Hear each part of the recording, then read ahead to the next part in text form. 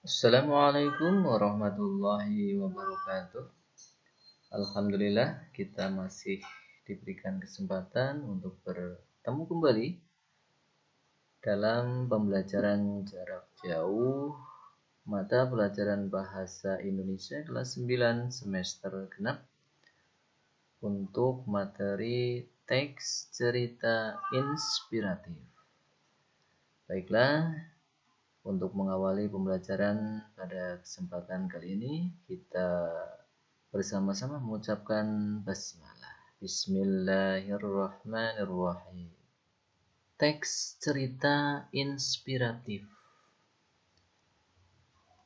merupakan teks yang bertujuan untuk menceritakan kisah perjuangan hidup seseorang, sehingga pembaca dapat mengambil pesan yang tersirat dari cerita yang disampaikan.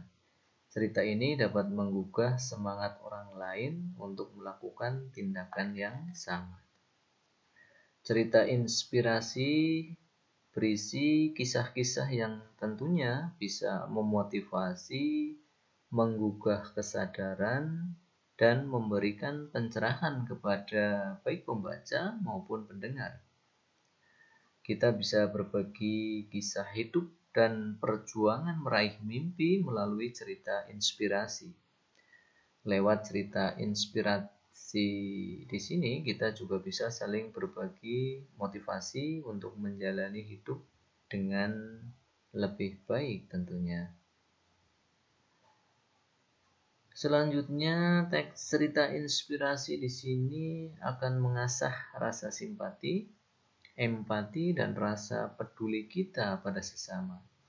Melalui teks inspirasi, pembaca dapat merasakan perasaan penulis dan terinspirasi atas kisah kehidupan orang lain.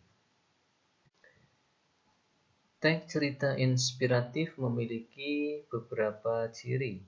Ciri yang pertama, judul menarik.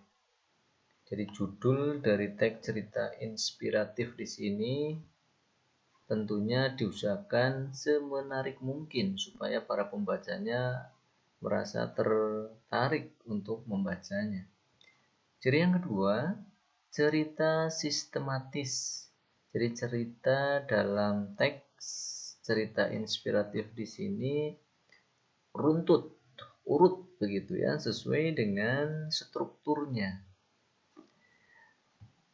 Ciri yang ketiga, bentuk cerita tidak terlalu panjang.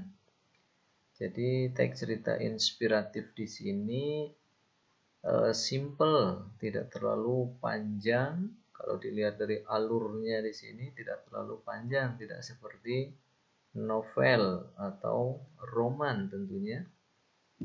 Ciri yang keempat, ide cerita bisa muncul dari fenomena dalam masyarakat. Jadi teks cerita inspiratif di sini bisa berangkat dari sebuah kenyataan, sebuah realita kehidupan. Ciri yang kelima, isi cerita mengandung simpati, kepedulian, maupun empati. Ciri yang keenam, cerita mampu memotivasi pembaca. Ciri yang ketujuh, pesan disampaikan secara implisit. Jadi kita harus membaca terlebih dahulu, terus kita pahami ceritanya, baru kita dapat memetik pesan yang ada dalam cerita tersebut. Jadi penyampaiannya secara implisit. Teks cerita inspiratif dilihat dari ciri kebahasaannya memiliki beberapa ciri. Yang pertama yaitu penggunaan kalimat pernyataan. Kalimat pernyataan di sini merupakan kalimat yang berisi fakta atau opini dan hanya menyatakan benar atau salah. Yang kedua, ciri dari teks cerita inspiratif, ciri kebahasaannya maksudnya, yaitu penggunaan konjungsi atau istilah lain dari konjungsi yaitu kata hubung. di mana kata hubung di sini dapat dibedakan menjadi beberapa bagian. Yang pertama ada konjungsi koordinatif, yaitu konjungsi yang menghubungkan dua klausa atau lebih yang memiliki status konjungsi setara. Konjungsi koordinatif contohnya diantaranya ada atau, dan, tetapi. Ya. Konjungsi yang kedua ada konjungsi subordinatif, yaitu konjungsi yang menghubungkan dua klausa terlebih yang memiliki status konjungsi bertingkat. Konjungsi yang ketiga yaitu konjungsi korelatif, yaitu konjungsi yang menghubungkan dua kata, frasa atau klausa dan kedua unsur itu memiliki status konjungsi setara. Ini contohnya tidak hanya, tetapi, juga, jangankan, pun, gitu ya. Bukan hanya, melainkan. Nah, itu contoh-contoh untuk konjungsi korelatif. Bisa kalian simak pada buku pendamping belajar siswa yang sudah kalian miliki pada halaman 44. Selanjutnya ada lagi konjungsi antar kalimat, yaitu konjungsi yang menghubungkan satu kalimat dengan kalimat lainnya. Contohnya ada kemudian, sesudah itu. Ya. Yang terakhir ada konjungsi antar paragraf, yaitu konjungsi yang menghubungkan satu paragraf dengan paragraf lainnya. Contohnya terlebih lagi, di samping, tak hanya sebagai. Itu konjungsi-konjungsi untuk antar paragraf. Selanjutnya ciri kebahasaan teks cerita inspiratif yaitu penggunaan diksi. Jadi diksi di sini merupakan pilihan kata. Teks cerita inspiratif tentunya dalam memilih diksinya harus betul-betul pilihan kata yang tepat sehingga nanti bisa menyentuh hati pembacanya dan juga bisa memotivasi dan menginspirasi pembacanya. Ciri kebahasaan yang keempat yaitu penggunaan berbagai macam kalimat. Jadi kalimat dalam bahasa Indonesia kita mengenal diantaranya ada kalimat berita, ada kalimat tanya, ada kalimat seru ya. Jadi dalam teks cerita inspiratif banyak kita temukan berbagai macam kalimat yang digunakannya. Struktur yang pertama yaitu orientasi.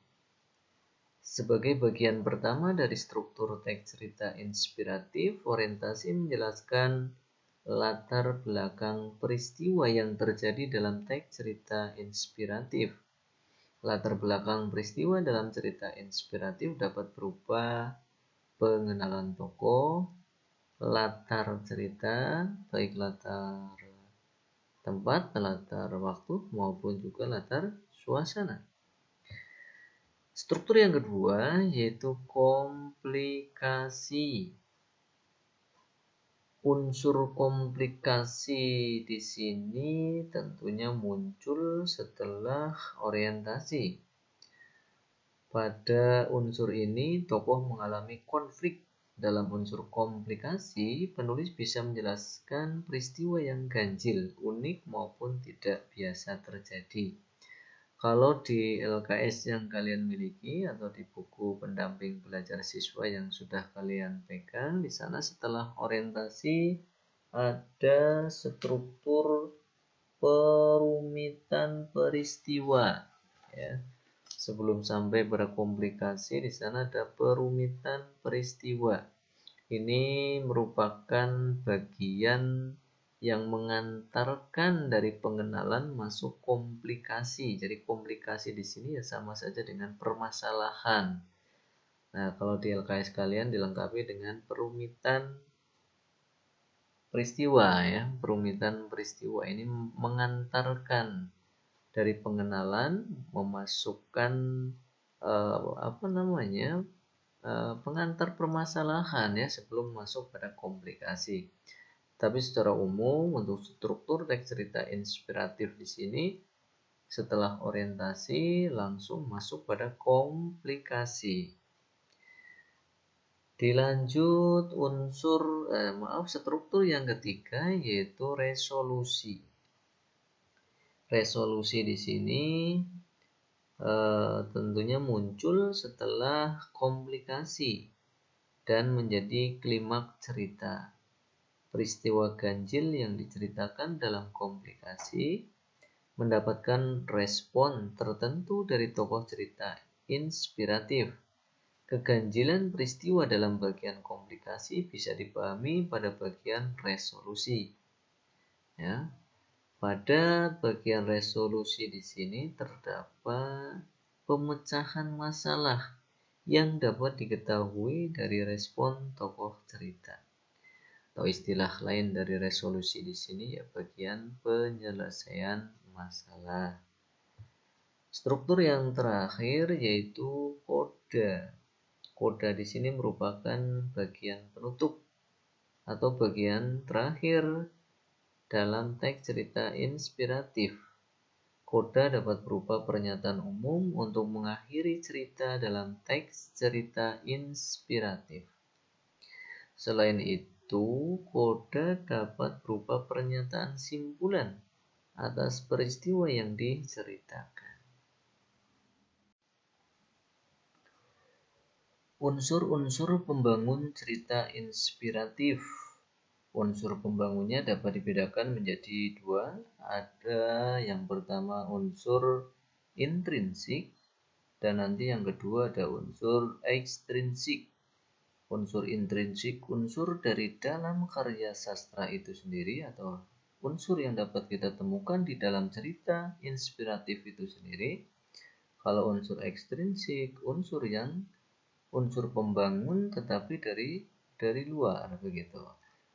Yang termasuk unsur intrinsik teks cerita inspiratif yang pertama ada tema.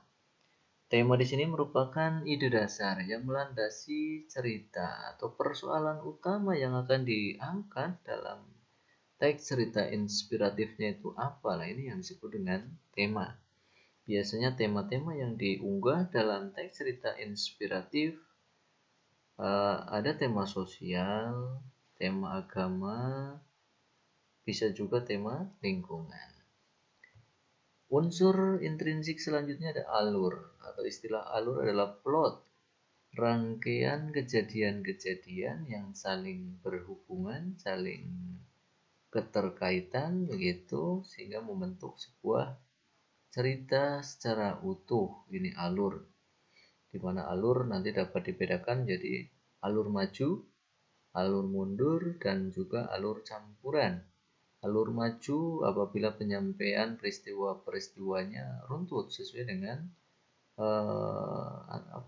tahap-tahap alur begitu ya. Mulai dari pengenalan, pemunculan masalah, klimaks, penyelesaian. Nah, gitu. Selanjutnya alur itu untuk alur maju. Kalau alur mundur, alur yang penyampaian peristiwa-peristiwanya tidak urut sesuai dengan tahap-tahap alur tadi. Kalau alur campuran ya campuran antara alur maju dan alur mundur. Unsur intrinsik selanjutnya adalah penokohan. Penokohan di sini disebut juga perwatakan ya. Penokohan menggambarkan kualitas mental individu tokoh. Penokohan merupakan salah satu bagian penting dalam teks cerita inspiratif. Dalam jenis teks cerita inspiratif, tokoh terkenal, tokoh yang muncul adalah tokoh-tokoh yang dikenal publik.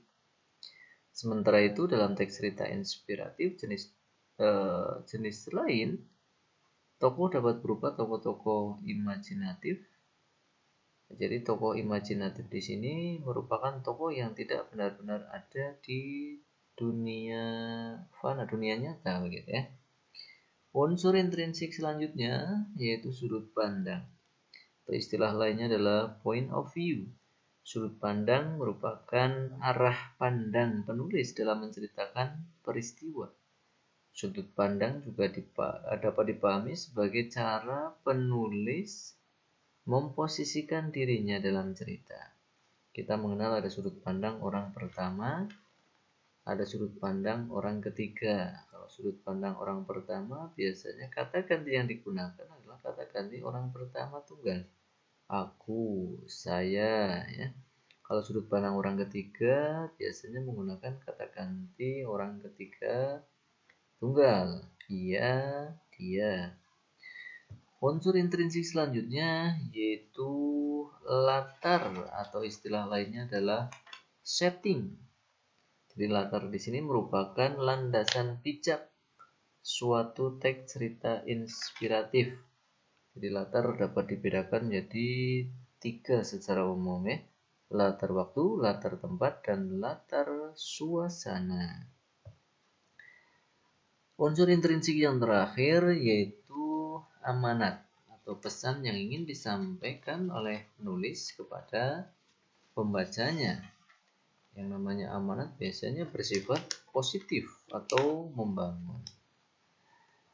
Selanjutnya, unsur ekstrinsik merupakan unsur pembangun dari luar ya, pembangun cerita inspiratif yang dari luar. Unsur ekstrinsik di sini tentunya mempengaruhi karya sastra secara tidak langsung. Contohnya kondisi sosial, budaya, masyarakat di sekitar begitu. Ini unsur ekstrinsik ini unsur yang mempengaruhi sang pencipta cerita inspiratifnya begitu ya. Jadi biasanya sangat tergantung pada pengarang cerita inspiratifnya. Kalau pengarangnya, nah ini contoh saja, kalau seumpama pengarangnya adalah orang Islam ya, orang Islam tentunya nanti karya-karyanya akan lebih bernuansa Islami. Ketika menuliskan cerita tokoh Islam, sang pengarang ini akan lebih menguasai, akan lebih dalam mengembangkan karakternya akan lebih mengena gitu. Ini untuk unsur ekstrinsik, jadi sangat dipengaruhi oleh diri sang pengarangnya. Langkah-langkah menulis teks cerita inspiratif. Yang pertama, kita tentukan temanya terlebih dahulu atau permasalahan utama yang akan kita angkat itu apa. Ini bisa dengan cara kita menentukan tokoh yang tentunya bisa menginspirasi kita atau menginspirasi semua orang ya. Banyak tokoh-tokoh yang ada terutama di dalam negeri yang bisa menginspirasi kita. Bisa tokoh perjuangan, bisa tokoh-tokoh dalam masa masa kemerdekaan begitu ya. Contohnya kita punya tokoh yang luar biasa yaitu Bapak Profesor Habibie. Beliau memiliki kecerdasan yang luar biasa sehingga beliau bisa membuat pesawat terbang. Nah, ini tentunya tokoh yang bisa menginspirasi kita ya. Setelah kita tentukan temanya, kita lanjutkan membuat garis besar atau kerangka ceritanya.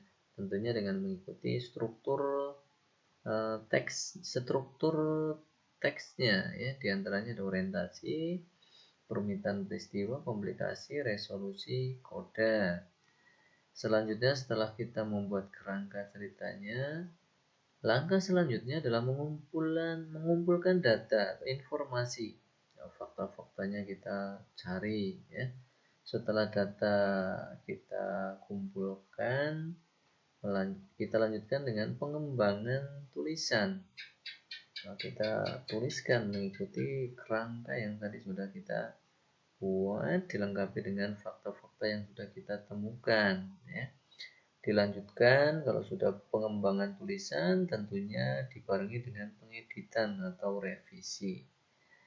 Dan juga kita perhatikan juga struktur kebahasaan teks cerita inspiratifnya.